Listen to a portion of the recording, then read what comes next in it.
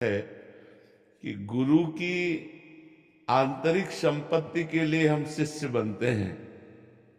अगर गुरु की बाह्य संपत्ति गुरु प्रसाद से मिल जाए, गुरुदेव स्वयं दे दें, तो हम सेवक बनकर उनकी आज्ञा का पालन करने के लिए सेवकाई रूप से हम स्वामी कभी न बने। और जो गुरु की संपत्ति पर नजर करते हैं वो गुरु पत्नी गामी का अपराध प्राप्त करते हैं।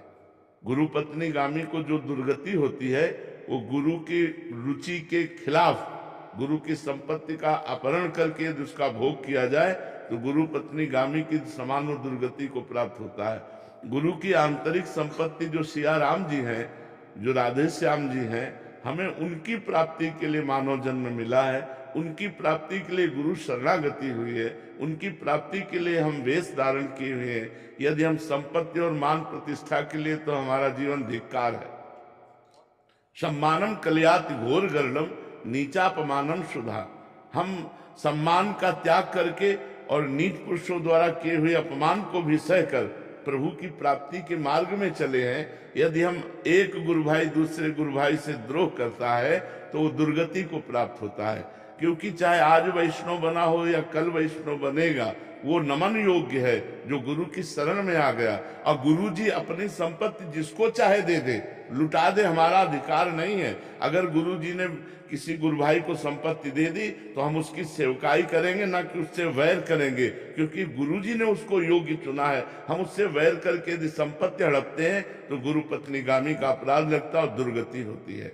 और जो रही लोगों की निंदा की बात, तो लोगों का चश्मा है, उनके त्रिगुण माया युक्त चश्मा है, जिसमें राग और द्वेष, स्तुति और निंदा, मान और अपमान इतना ही बेचारों के पास है। तो उसके लिए गोस्वामी तुलसीदास जी ने कहा है, बातुल भूत विवश मतवारे, ते नहीं बोले ही वचन विचारे, तिनकर कहा सुनी नहीं काना। ऐसे लोगों की बात का हम ध्यान ही नहीं करते। जो विषयी हैं, जो माइक हैं, जो प्रभु से विमुख हैं, वो तो कुछ भी कह सकते हैं, लेकिन जो प्रभु के सन्मुख हैं, प्रभु के जन हैं, उनसे यदि हम द्रोह करें तो दुर्गति पक्की। इससे बड़ा कोई अपराध नहीं। विश्व में हर अपराध का मार्जन है, लेकिन संत द्रोह का सिर्फ वही संत मार्जन कर सकता है, दूसरा कोई नहीं कर सकता। जैसे अम्बरीश जी से द्रोह किया संत दुर्वासा जी ने, तो भगवान का एक व्रत है कि कोटि विप्र बदला गए जाहू, आए शरण तजो नहीं ताहू। लेकिन भक्त का अपराध करने के कारण भगवान ने सीधा जवाब दे दिया, अहम भक्त पराधीनो असुतंत्र। यहां मेरी शरणागति नहीं चलेगी कि मेरी शरण में आ गए सुदर्शन को शांत कर दे। जाओ और अम्बरीश जी के पैर पकड़ो और वो सुदर्शन जी की प्रार्थना करें, तब आप सुदर्शन जी के ताप से बच सकते हो। ऐसा ही दुर्वासा जी को करना पड़ा। तो साधु अवज्ञा तुरंत भवानी, कर कल्याण अखिल के हानि। भक्तन निंदा अति बुरी, भूल करे जिन कोय, किए सुकृत बहु जन्म के, छिन में डारे खोए। बहुत जन्मों की तपस्या और पुण्य अगर एक क्षण में नष्ट हो जाए, वो है भक्त द्रोह। दूसरा कोई अपराध ऐसा नहीं जिसका मार्जन न हो सके, लेकिन भक्त द्रोह वज्र की लीक, अगर वो भक्त क्षमा कर दे तो है नहीं, सृष्टि में दूसरा कोई क्षमा नहीं कर सकता। इसलिए भक्तों की निंदा सुनने और कहने से बचना चाहिए।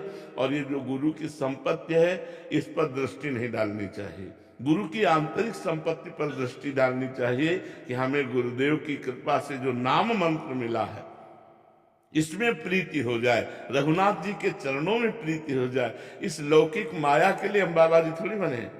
ये लोग हजारों लाखों लोग वाह वाह कर रहे हैं, हम इनके लिए थोड़ी बाबा जी बने। हम तो प्रिया प्रीतम के लिए बने, रघुनाथ जी के लिए बने। उनका कोई दास कह दे कि वाह, तो करोड़ों की वाह वाह एक तरफ और उसके दास की वाह एक तरफ। तो हमें संतों के प्यारे बनना है, हमें प्रिया प्रीतम के प्यारे बनना है। इसलिए हर समय भजन, ये राग द्वेष, लड़ाई झगड़ा, निंदा स्तुति, ये सब हमारे जीवन में नहीं होना चाहिए। अगर हम साधु बनकर लड़ाई झगड़ा, राग द्वेष, निंदा स्तुति, तो ठीक नहीं है। हाँ, यदि हमारे गुरु पर कोई आघात करना चाहता है, हमारे धर्म पर आघात करना चाहता है, फिर हम मौन या चुप नहीं बैठेंगे। हम कायर नहीं हैं, हम कायर भी नहीं है। अगर कोई हमारे गुरु परंपरा पर, हमारे कोई आचार्य परंपरा पर, या हमारे धर्म पर, कोई या राष्ट्र पर, तो फिर हम कायर नहीं है। अगर हमें तुम गाली देते हो तो क्षमा है, हमें तुम दुख देते हो क्षमा है, लेकिन हमारे गुरु, हमारे धर्म, हमारे राष्ट्र पर, इस पर क्षमा नहीं है। और जो हमारा तप बल, मन बल, शरीर बल, ज्ञान बल है, हम सबका प्रयोग करके हम वो अपने धर्म की रक्षा करेंगे। तो इसलिए आपस में संतों का तो द्रोह होना ही नहीं चाहिए। आपस में एक गुरु भाई दूसरे गुरु भाई के प्रति नमन भक्ति रखना चाहिए। द्वेष भाव तो होना ही नहीं चाहिए, और द्वेष जो करता है उसकी बड़ी दुर्गति होती है। एक हमने स्वयं आंखों देखी बात कह रहे हैं, हम उस स्थान का नाम नहीं लेंगे, बहुत प्रसिद्ध स्थान है और गंगा किनारे है। और उन महापुरुष का नाम जरूर ले रहे हैं, उनका नाम था स्वामी परमानंद जी। वो ब्रह्मानंद में मगन रहते थे। तो एक बहुत माइंडेड आदमी मास्टर थे वो, उनका वो शिष्य बने संपत्ति देखकर, और उन्होंने बहुत जल्दी प्रोग्रेस किया सबको हटाने का, और वो नजदीक पहुंच चुके महाराज जी की सेवा में। एक बनावटी श्रद्धा होती ना, संत सरल चित जगत हित, वो तो सरल चित होते। अब वो 24 घंटे में एक बार भांग छानते थे। संतों की अपनी अपनी मौज होती है, संतों की मौज होती है, हाँ अलग अलग मौज होती। तो इतनी भांग छानते थे, तो भांग में विष मिलाया संख्या, और ऐसे रख दिया। उन्होंने ऐसे उठाया, और सिद्ध संत थे ऐसे, और कहा जगदीश्वरानंद को बुलाया जाए। तो और शिष्य सब थे, जगदीश्वरानंद को बुलाया तुरंत, सबको बाहर किया, कहा बच्चा ये हमारे लिए। कांप गए। तो उन्होंने खप्पर में घुरा और हरिओम पूरा पी गए। उन्होंने कहा कि अरे गुरु जी, बोले पिलाने के लिए तो तूने रखा है। और 7 दिन पद्मासन में बैठे रहे, और रोज बुलाते उसको, कहते देख तेरे जहर का कोई प्रभाव पड़ा, देख तेरे जहर का कोई प्रभाव। और ये कोई नहीं जानता था। 7वें दिन कहा अब मैं अपना शरीर अपनी इच्छा से त्यागता हूं, तेरे जहर से नहीं। जो ही उन्होंने संकल्प किया, पूरे शरीर में जहर फैल गया, पूरा नीला शरीर पड़ गया, शरीर छूट गया।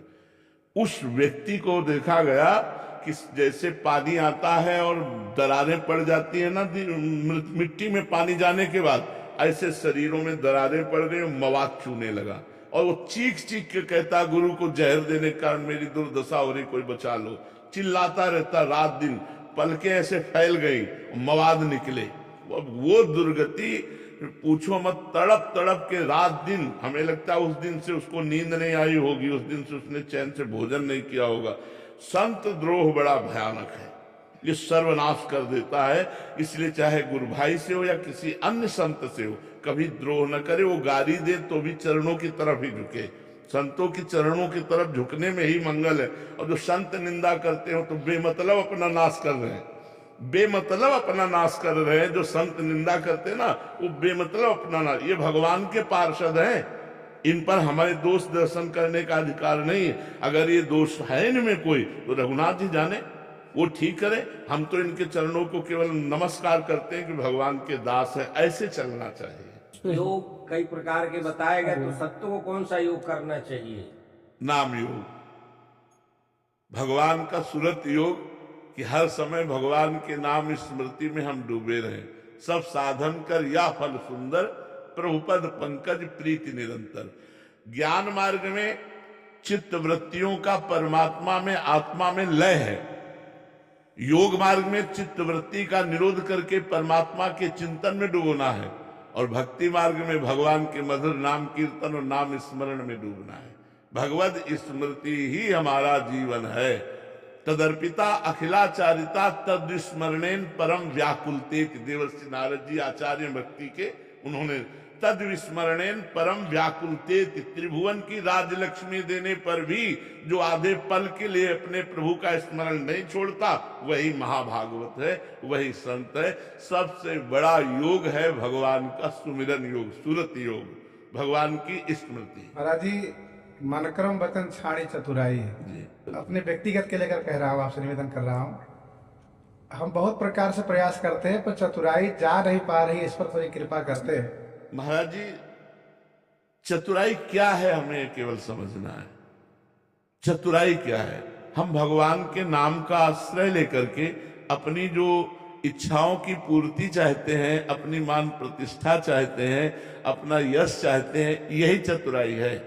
चौथी भगत मम गुनगन करे कपट तज गान, ये जो हम अपना चाहते हैं यही चतुराई छोड़ने की, सरलता आ जाए, क्योंकि भगवान के हम हैं, इससे बढ़कर हमारा यश क्या होगा। त्रिभुवन में इससे बड़ा कोई पद है, हमारी दास है, इससे बड़ा कोई पद नहीं। ब्रह्मा भी नमस्कार करते हैं हरिदासत्व को, हम उनके दास हैं, इससे बड़ा हमारा कोई टाइटल कोई पद होगा। राम भजे सो चतुर। हाँ, सबसे बड़ी चतुराई यही है कि अन्य भाव का त्याग कर भगवान का निरंतर हम भजन करें। भजन से सब शांत हो जाता है, एकदम सरल चित्त हो जाता है, एकदम कपट का त्याग हो जाता है। गृहस्थ परिवार में सरकार जो ठाकुर जी सेवा पूजा करते हैं, वे जन्म छूतक मृत्यु छूतक पर बार बार फोन करते हैं, क्या करें नहीं करें, हम समझ नहीं पाते, क्या बताना। महाराज जी, तस्मात् शास्त्र प्रमाणम थे कार्या कार्य व्यवस्थित, तो मानना चाहिए, मानना चाहिए। ठाकुर जी को क्या करे हुए उस समय में वो लोग। तुलसी जी हाँ, समस्या तो फंस जाती है। इसीलिए जो हमारी उपासना है, विधि निषेध नहीं दास अनन्य उत्कट व्रतधारी, हम अपनी उपासना की बात नहीं बोल रहे, हमारी उपासना में तो अगर हम पाएंगे तो श्री जी को भोग लगा के पाएंगे। हमारे घर में कोई पधार गया है तो हमारी श्री जी की सेवा बंद नहीं होगी। हाँ, दूसरे की तिरही में हम भोग नहीं लगाएंगे, लेकिन अपने घर में हम ठाकुर सेवा बंद नहीं करेंगे, हमारे यहाँ का जो मतलब है। हाँ, लेकिन जो सनातन धर्म की मर्यादा के अंतर्गत है, तो जनना सूतक और मरना सूतक इसको माना गया है। सनातन धर्म की मर्यादा में माना गया है। हित धर्म प्रेम धर्म में आगे चलकर इसका विसर्जन हो जाता है, पर सनातन धर्म की मर्यादा में गृहस्थ धर्म में तो माना ही गया है। जैसे माताएं बहनें जब वो मासिक धर्म सेवित होती तो 3 दिन सेवा ना करें, और कम से कम 11 दिन जो है भगवत सेवा को किसी और के द्वारा करवा ले,